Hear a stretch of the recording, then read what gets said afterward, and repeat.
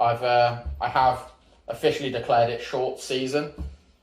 If there's one day where it's cold, where it's warm enough to sit outside at the pub, then you immediately have to just pivot to shorts.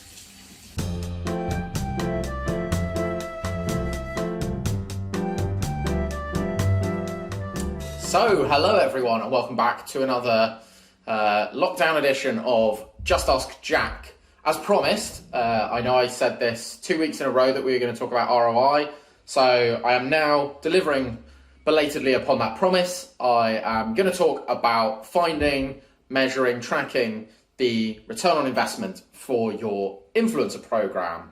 Once again, I am joined remotely by Alicia and Clelia, just out of shot. We're going to do the same thing again. I am going to bake something. This week it is blueberry shortbread cookies.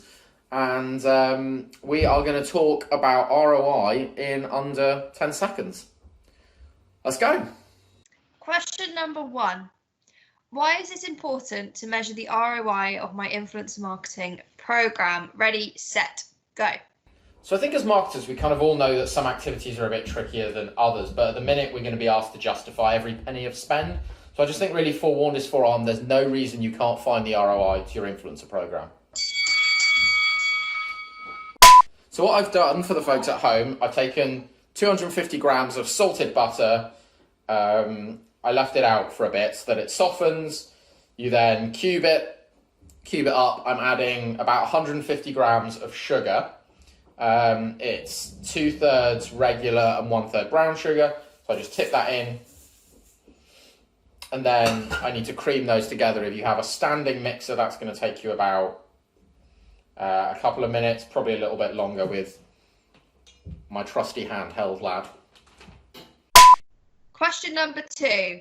How do I track progress when my influencer program first gets going? Ready, set, go.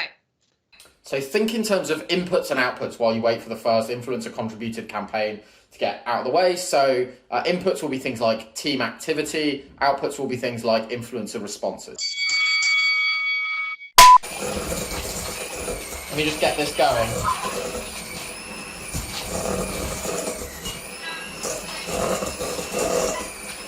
Can't hear you. Question number 3. What outcomes can I drive from my influencer program? Ready, set, go. So think about the outcomes that your organization cares about. Anyway, brand awareness, reputational drivers, demand gen, all of these can be driven by an influencer program. You just got to set the right campaigns up.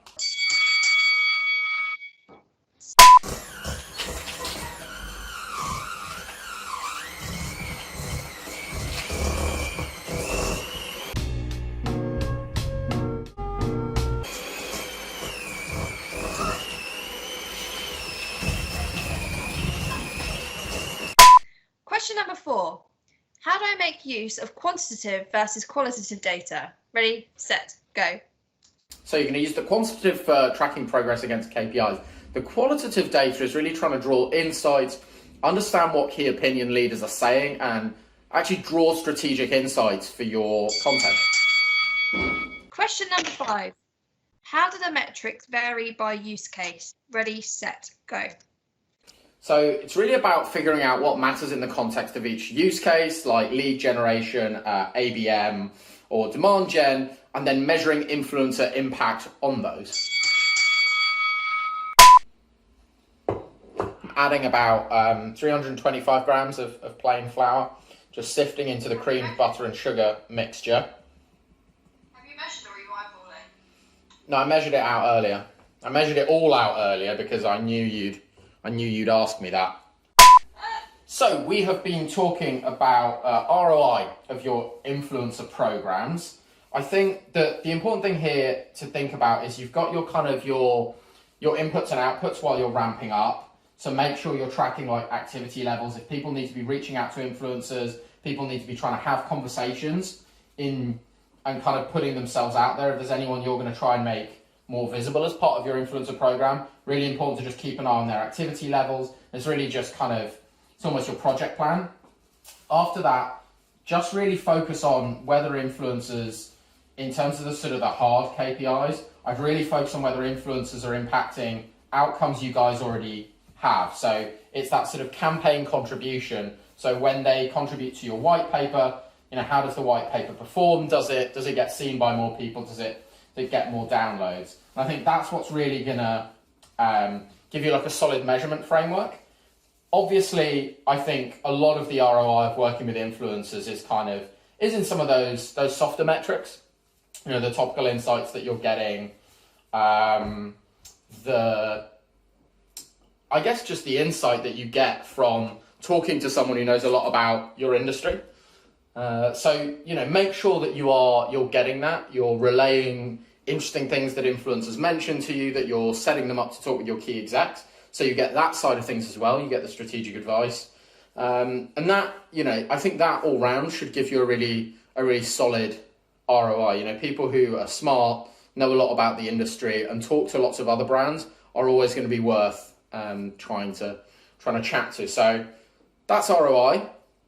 I will see you guys again in another couple of weeks. I will be baking. I'll be talking about some other aspect of influencer marketing. I will be here, won't I? Because the lockdown is still in force. So stay safe, everyone. Try not to watch the news too much. And I will see you again soon. Hostile working environment, please. They keep me hostage here and they make me answer questions. And if I don't answer enough questions, they beat me. I'm sending a message to any possible rescuers